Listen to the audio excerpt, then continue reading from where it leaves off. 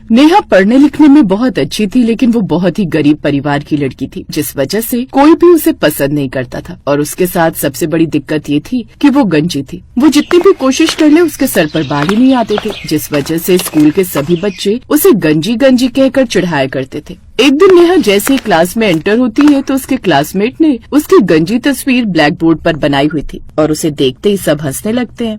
देखो देखो गंजी आ गई। अब हमारी क्लास में दो गंजी हो गई, एक ब्लैक बोर्ड पर है और एक क्लास में आ गई। अब तो मैं इस गंजी को बालों में इमेजिन भी नहीं कर सकती, पर अगर बाल आ गए इसके तो अगर ये गंदी उर्फ गंजी बालों में आ गई तो फिर हम मजाक किसका उड़ाएंगे? ऐसा मत बोल, मैं ऐसे बालों में नहीं देखना चाहता। तुम सब लोग मुझे ऐसे मत बोलो। अब इसमें मेरी क्या गलती? अगर मेरे बाल नहीं है तो मुझे बहुत बुरा लगता है जब तुम लोग मुझे ऐसा बोलते हो। कैसी बात कर रही हो? टीचर कहती है कि बच्चों को हमेशा सच बोलना चाहिए। अब तुम गंजी हो तो हम तुम्हें गंजी बोलते हैं, इसमें तो हमने कुछ भी झूठ नहीं बोला ना।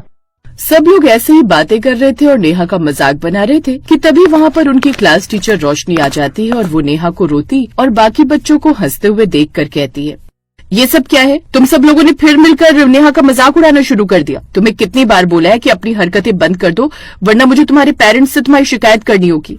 सारे बच्चे ये बात सुनकर चुप हो जाते हैं और ऐसे ही नेहा अब अपनी सीट पर जाकर बैठ जाती है और पढ़ाई करने लगती है। कुछ दिन तो बहुत आराम से बच्चे टीचर के डर से नेहा को कुछ नहीं कहते, न ही उसका मजाक उड़ाते हैं। लेकिन कुछ दिनों बाद एक दिन रोशनी टीचर स्कूल में आती है और सब बच्चों से कहती है, बच्चों मेरा स्कूल से ट्रांसफर हो गया है और अब से अरुण सर तुम्हें पढ़ाएंगे, तो कल से तुम अरुण सर के साथ अच्छे से बिहेव करना और कोई भी शिकायत का मौका मत देना। और मेरे जाने के बाद कोई भी नेहा को गंजी कहकर नहीं चिढ़ाएगा, समझे तुम सब?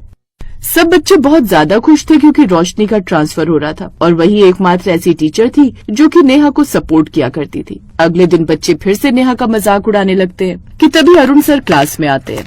अरुण सर देखिए ना, ये सब बच्चे मुझे गंजी बोलकर मेरा मजाक उड़ा रहे हैं, आप इन्हें कुछ बोलिए।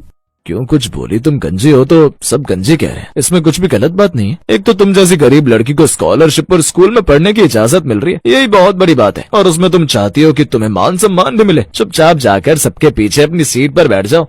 अरुण टीचर की ये बात सुनकर सारे बच्चे बहुत ज्यादा खुश हो जाते हैं कि अब वो नेहा को जी भरकर चिढ़ा पाएंगे। ऐसे वो उसके स्कूल बैग के ऊपर बहुत सारा पानी गिरा देते हैं और उसके ड्रेस पर भी बहुत सारी मिट्टी गिरा देते हैं और बार बार उसके सर पर टपली मारने लगते हैं। नेहा रोते हुए अपने घर जा रही थी और अपने आप से कहती है, आखिर मैं क्या करूं? माँ को ये सब कुछ नहीं बता सकती। मेरी माँ और पिताजी दोनों जमींदार की मजदूरी करके किसी तरह मुझे पढ़ा रहे हैं। अगर मैंने ये सब कुछ अपने मम्मी और पापा को बताया तो उन्हें कितना बुरा लगेगा। नेहा ये बात किसी को भी नहीं बताती, लेकिन उसके माँ बाप को उसकी खामोशी देखकर उसकी चिंता होने लगती है। क्या बात है मेरी बच्ची, आजकल तो खाना भी ठीक से नहीं खा रही है, बस अपने स्कूल का काम करती रहती है और चुपचाप सो जाती है। क्या हुआ है तुझे? नहीं माँ, कुछ भी नहीं है, मैं बिल्कुल ठीक हूँ। बस आजकल स्कूल में टेस्ट चल रहे हैं, इसलिए मैं अपनी पढ़ाई पर ज्यादा ध्यान दे रही हूँ। मैं अपनी बेटी को अच्छी तरह जानता हूँ, मेरी बेटी हमेशा खुश रहती है। अगर वो इतनी ज्यादा उदास है तो इसका मतलब है जरूर उसे किसी ने कुछ कहा है। नेहा ने फिर भी अपने परिवार को कुछ भी नहीं बताया। ऐसे एक दिन जब वो स्कूल जा रही होती है तभी उसे बरगद का पेड़ मिलता है। उस पेड़ के नीचे एक बच्ची बैठकर रो रही थी। वो उसके पास जाती है और उसे रोते हुए देखकर नेहा उससे पूछती है, क्या बात है, क्या हो गया? तुम रो क्यों रही हो? किसी ने तुम्हें कुछ बोला है क्या? नहीं, मुझे किसी ने कुछ नहीं बोला, लेकिन मैं इतनी परेशान हूँ कि मुझे समझ नहीं आ रहा मैं किसे चुनूं। तुम कैसी बात कर रही हो? तुम्हें किसी को क्यों चुनना है? मुझे पूरी बात अच्छे से बताओ कि कौन सा कारण है जो तुम रोए जा रही हो। दरअसल मैं परीलोक की एक परी थी जो कि कई सालों पहले पृथ्वीलोक पर आकर बस गई थी। मेरे पास कई सारी जादुई शक्तियाँ हैं, लेकिन अब मैं अपने माता पिता को बहुत याद करती हूँ और वापस परीलोक जाना चाहती हूँ। लेकिन परीलोक जाने से पहले मुझे अपनी शक्तियाँ यहाँ किसी को देनी होगी जिसका मन सच्चा हो। तुम मुझसे मजाक कर रही हो, है ना? मैं गंजी हूँ इसलिए सब मेरा मजाक उड़ाते हैं और तुम भी मेरा मजाक उड़ा रही हो। जादू जैसी कोई चीज नहीं होती। अगर तुम्हारे पास जादुई शक्तियाँ होती तो तुम सबसे पहले क्या करती? मेरे सर पर बाल नहीं है, इसलिए स्कूल के सभी बच्चे मुझे गंजी बोलकर चिढ़ाते हैं। अच्छा, तो तुम उन्हें अच्छा सबक सिखाती, उनके साथ मारपीट करती और उन्हें भी गंजा बना देती, है ना? नहीं, माँ कहती है हमें कभी भी किसी के साथ में कुछ भी बुरा नहीं करना चाहिए, इसलिए मैं ऐसा कुछ नहीं करती। मैं अपनी शक्तियों से अपने बाल ले आती और उसके बाद में स्कूल के बच्चे मुझे कभी भी नहीं चिढ़ाते और मैं अपने मम्मी पापा की मदद करती।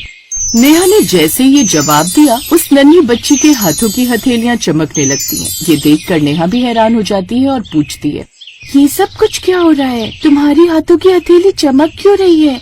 क्योंकि तुम्हारा जवाब सुनकर मुझे पता चल गया है कि आखिर मुझे किसे चुनना है। तुम ही वो लड़की हो जिसे मैं अपनी जादुई शक्तियाँ देकर परिलोक जा सकती हूँ। इसके बाद वो बच्ची अपने दोनों हथेली आगे करती है और नेहा भी अपनी हथेलियों को आगे कर लेती है, जिसके बाद एक चमकती हुई रोशनी उठती है और दोनों बच्चे हवा में उड़ने लगती हैं और उसके बाद वो नन्ही जादुई बच्ची आसमान में उड़ जाती है। तो वहीं नेहा के लंबे घने बाल आ जाते हैं और उसके पास बहुत सारी जादुई शक्ति आ जाती है और वो हैरान होते हुए कहती है, अरे बाप रे, ये सब कैसे हो सकता है? मेरे सर पर इतने घने और लंबे बाल कैसे आ गए? काश मेरे पास कोई शीशा होता तो मैं खुद को देख पाती। नेहा ने जैसे ही ये कहा तभी उसके हाथ में शीशा आ जाता है और उसके बाद वो जैसे ही खुद को देखती है तो खुश हो जाती है और उसके बाद खुद से कहती है, मैं कितनी सुंदर लग रही हूँ। अब स्कूल के बच्चे मुझे गंजी कहकर मेरा मजाक नहीं उड़ाएंगे, लेकिन मैं किसी को भी जादुई बच्ची के बारे में नहीं बताऊंगी।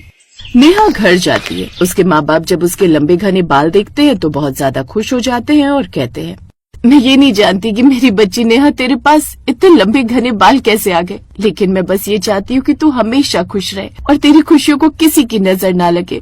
बहुत दिनों के बाद अपनी बच्ची को खुश देख रहा हूँ, मेरे लिए यही बहुत बड़ी बात है। इसके बाद नेहा अपने यहाँ स्कूल जाती है और उसके बाद में स्कूल के बच्चे उसे देखकर हैरान हो जाते हैं और मुन्ना कहता है, अरे वाह नेहा, तू कितनी सुंदर लग रही है और तेरे बाल कितने लंबे और घने हैं। अरे मुन्ना, जरा इसके बाल खींच कर देख। मुझे तो लगता है ये नकली बालों को लगा कर आई है, वरना एक रात में इतने बड़े बाल कैसे हो सकते हैं?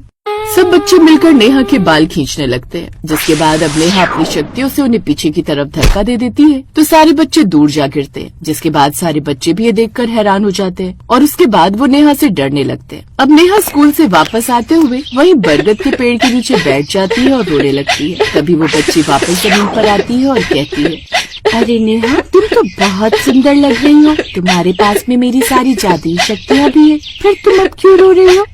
मुझे उन बच्चों ने हमेशा परेशान किया, लेकिन आज मेरी जादुई शक्तियों की वजह से उन सबको चोट लगी है। मुझे अपने ये जादुई लंबे बाल बहुत अच्छे लगे, लेकिन मैं नहीं चाहती कि मेरे पास जादुई शक्तियाँ हो। मैं भी एक आम लड़की बनकर रहना चाहती हूँ, क्योंकि जिस तरह हर किसी को गुस्सा आता है ऐसे मुझे भी आता है, लेकिन मैं नहीं चाहती कि मैं और बच्चों की तरह गुस्सा आने पर उनके साथ कुछ भी बुरा करूँ।